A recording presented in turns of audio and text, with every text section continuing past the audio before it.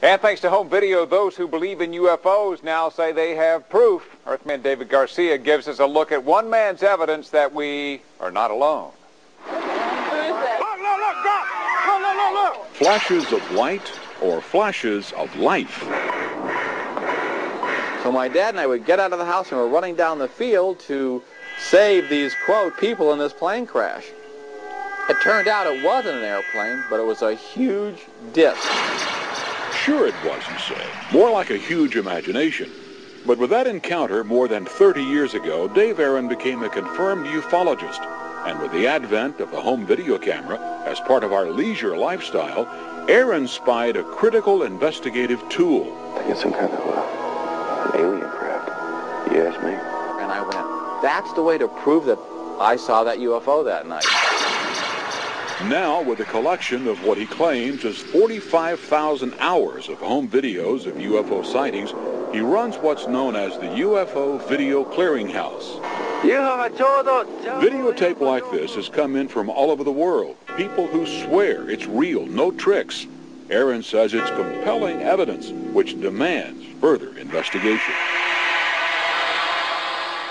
What's on these videotapes? It's not swamp gas, it's not a mirage, and it's not the star of Venus or Jupiter. I'm sick and tired of our government hiding these facts when we have A-plus videos like this. Of course, one person's A+ is another's F-. But with NASA talking about life on Mars, who knows? In Los Angeles, I'm David Garcia, Fox 11 News. Makes you wonder. Do you buy it? You never know. Sure. Not a chance. Come on. Not a- They're all over the place. Everybody has a Fateful night in February 1964, the Beatles launched a British invasion that would change the course of world culture. But that very same night, in one man's backyard, there was an invasion of a different kind, a UFO invasion. And that invasion sent Dave Aaron on an angry search that led to what may be the world's largest collection of UFO videos. Dave Aaron lives in a house filled with videotapes. Thousands of them that document sightings of unidentified flying objects. Dave Aaron has been collecting videotapes for more than 30 years. He'll admit he's obsessed with UFOs, and even more obsessed with getting the U.S. government to admit there's something out there. The government will lie, deceive, and cheat. For Dave, it all goes back to a night that had a monumental effect on people of his generation. It was the night in 1964 that America first saw the Beatles appear on the Ed Sullivan Show. Dave Aaron was with his father at home in Los Angeles, California. He was trying to watch the television when he was interrupted by a loud and frightening crash behind his house. My dad yelled, "Come here, quick, look!" And I was in the other room, and I ran into the front room, and through our sliding glass door was an orange light coming down. Dave swears he was looking at a fallen alien spacecraft.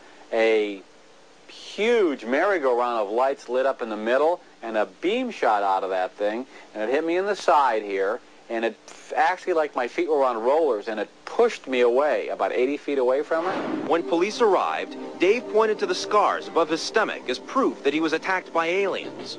But that night, police simply shook their heads. And when I read that police report saying that the object that my dad and I saw that night must have been a helicopter, I just absolutely freaked out. I demanded from the desk sergeant who investigated, who did this, who did that. And you know, they threatened to arrest me if I didn't get out of there. The morning after the Beatles played the Ed Sullivan Show, thousands of American kids began to grow their hair. Dave Aaron began losing his. He began collecting film and tape of other people's sightings. It was a lonely crusade until technology caught up with him. The government's biggest fear was the invention of the home camcorder. Once people started pointing their inexpensive home video cameras skyward, there were soon countless numbers of UFOs caught on tape. Dave started a clearinghouse for footage, collecting, cataloging, and distributing the evidence that might prove that he wasn't lying about his own close encounter. With 50,000 members throughout the world in 78 countries, you can see what a huge demand there is for people that want to see a UFO. They can see any or all of the 40,000 video clips that he says people have sent him from all corners of the earth. Watch the object here in the center of your screen It's been rumored that UFOs use anti-gravity generators. And if that's true, and if you can bend gravity, you would bend light waves. So it looks like what we're seeing here is the actual light waves being bent in the center of the craft. And the more I see it, the more convinced I am that there is something beyond our technology. Now watch this clip, what we call a probe device or a cylinder device. This thing is moving against the wind this way. I say thing, I should say UFO. You'll see eventually two jet fighters come into the scene, and as soon as the jet fighter comes in, this thing will blink out, just turn invisible before your very eyes. There's three guys that all on camcorders got this incredible series of footage. So let's start with cameraman one. He looks outside and he sees this orange light in the distance. And he runs outside, of course, and grabs his camcorder, and it comes in and comes out, comes in and comes out. And he starts chasing it through the woods. This was shot in Midway, Florida, by the way, between Gulf Breeze and Pensacola. Let's now show you what the second cameraman shot, okay? Huge, huge field out there in Florida. And he shoots this thing head-on, landed.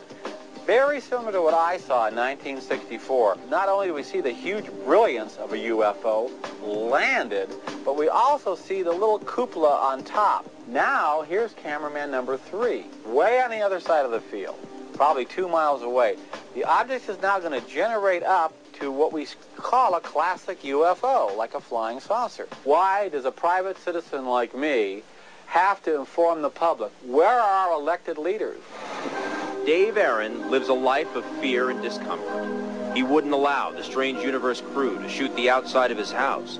He's afraid of people finding out where he lives.